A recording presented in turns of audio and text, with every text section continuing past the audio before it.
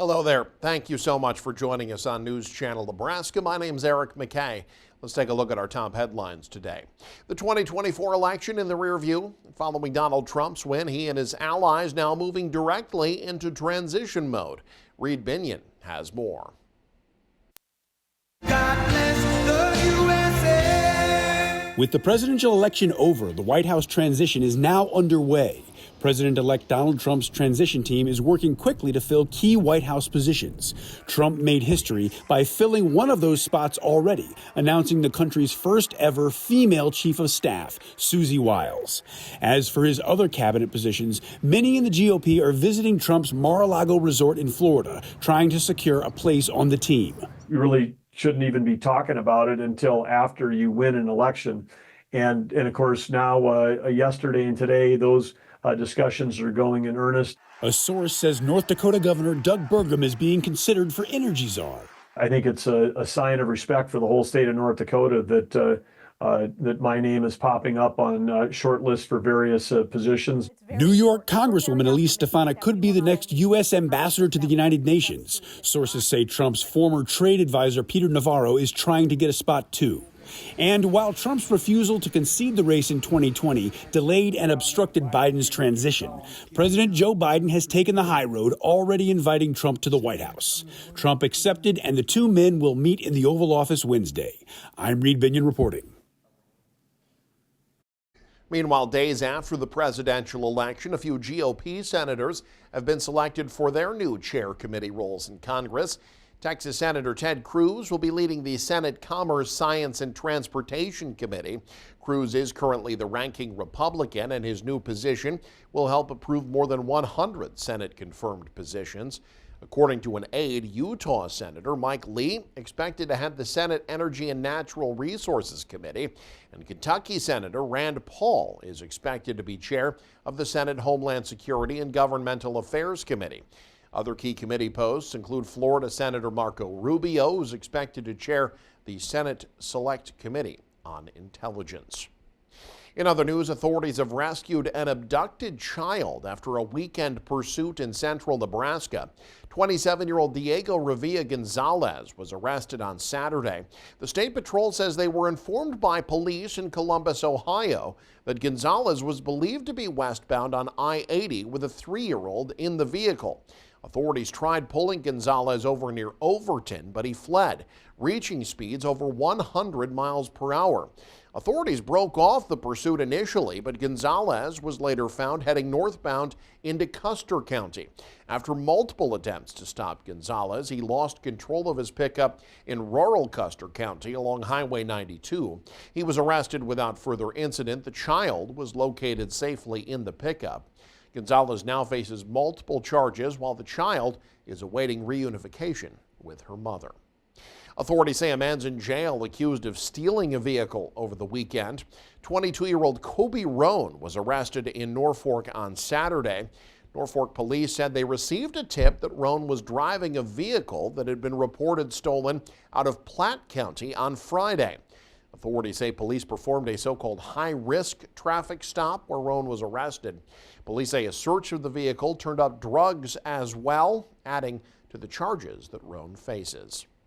Well, it's time to salute and thank those who've served or are actively serving in the armed forces. Monday is Veterans Day, the federal holiday celebrated every year on November 11th, the anniversary of the end of World War I. More than a century ago. It began as Armistice Day, but in 1954, Congress changed the name to Veterans Day. Now, the holiday shouldn't be confused with Memorial Day. That honors those who've died while serving in the military. Many government institutions and banks will be closed on Veterans Day since it is a federal holiday. However, major retailers and restaurants will be open, with many offering deals for veterans. Meanwhile, the Norfolk Public Library hosted their Veteran Stand Down event on Friday. That event providing essentials to veterans around northeast Nebraska like hygiene products, mental health resources, and even a spot to get their hair cut. So we just want to show awareness that there are veteran services out here, because a lot of people don't know that in this area. We're not like Omaha, we're not like Lincoln, so we have a very tight-knit group here. So just to show that there is services for our veterans around here. Northeast Nebraska Community Action Partnership and the Elks Lodge came together to provide the funding for the event. Veterans who attended were able to get access to food, laundry soap, hygiene essentials, and more. Kearney's police department now has a new tool for fighting crime.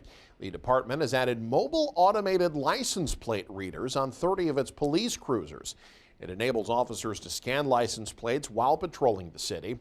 Police say they plan to use the cameras to help identify suspects, track stolen vehicles, and uncover additional evidence of criminal activity. Over the past 2 years, KPD's used 28 mounted automated license plate readers at fixed locations throughout the city and county. Scam alert, U.S. Customs and Border Protection's warning of a phone scam targeting residents nationwide. On Friday, the CBP said they received numerous calls from people concerned about unsolicited calls from scammers posing as U.S. Border Patrol agents and U.S. Customs and Border Protection officers. Phone victims report scammers asking them to confirm certain details because the CBP has intercepted a shipment of drugs with the target's name and address. If the target refuses to comply, the scammer threatens that the police will arrive, but the CBP says it's a scam. They never ask for money over the phone. Well, we missed out on most of the snow in this past weekend's weather, but it did hammer Colorado, shutting down roads and in one case, stranding a driver for 3 days. Michael Abeda has more. I was passing through, was trying to get up through, 70, but everything got shut down. Kevin Gurley is a road driver in the transportation industry from Dallas. Wednesday, he picked up a load here in Colorado and headed out to Kentucky. But when he got to Kiowa on Friday, the weather turned on him. That storm was intense. Heavy snow, pretty much impassable anywhere. Blowing snow and drifts stranded many travelers on Highway 86 from Elizabeth to Kiowa and beyond. Kevin's truck slid off the road, and he's been staying in a shelter here ever since. Everyone's been awesome. From the people at the post office, from the shares, everywhere I've been, it's been great. People have been reaching out, checking on me, fire department, shares, local churches. So yeah, it's been really, it's been a blessing. He spent the past day trying to get his truck towed out of the ditch, but with little success. I've been trying to get trucking service to help, but everybody's been focusing on the main roads right now. And even though he's been comfortable staying in Kiowa, he spent Saturday afternoon once again trying to get his truck unstuck. This time with a little more of a hands-on approach and a little help from the community. At around 2:30, he was finally free to make his delivery and get home. Feels great. I've been here since, like I say, Friday. I get to make my trip now. These guys have been awesome, so I'm happy to be back on the road. Becky Holden is the $5,000 winner of Big Idea Kearney, held last week at the UNK campus. Holden pitched Kaizen design to the judges in a competition modeled after the TV show Shark Tank. Holden and her business partners developing software that will help hospitals design better spaces. UNK graduate student Aaron Osmond took second place in the competition, earning $1,000 for AutoCam Call, a product that would help in the sport of tennis. And a new woodworking shop being built in eastern Nebraska after a fire this past spring destroyed their building and all of its equipment. Hanky Hazelton gives us a look at how they're getting back on their feet. It was a cold weekend in March, and a big job was underway to be delivered by Mark's Custom Woodwork for a business in Lincoln. Well, that is until the unexpected happened. We just did all final assembly, kitchens, bathrooms, millwork, all the finished work. We just finished up assembly. It was all sitting by the warehouse door, waiting to be delivered Monday morning. Monday didn't come. That's right. Monday never came because Mark's son Derek got a knock on the door around 5 a.m., one day before Easter, and a night that will burn in their minds forever. Derek answers the door and it says the building's on fire, Main Street. So Derek, he was kind of, what? Anyway, he jumped in his pickup and drove down here.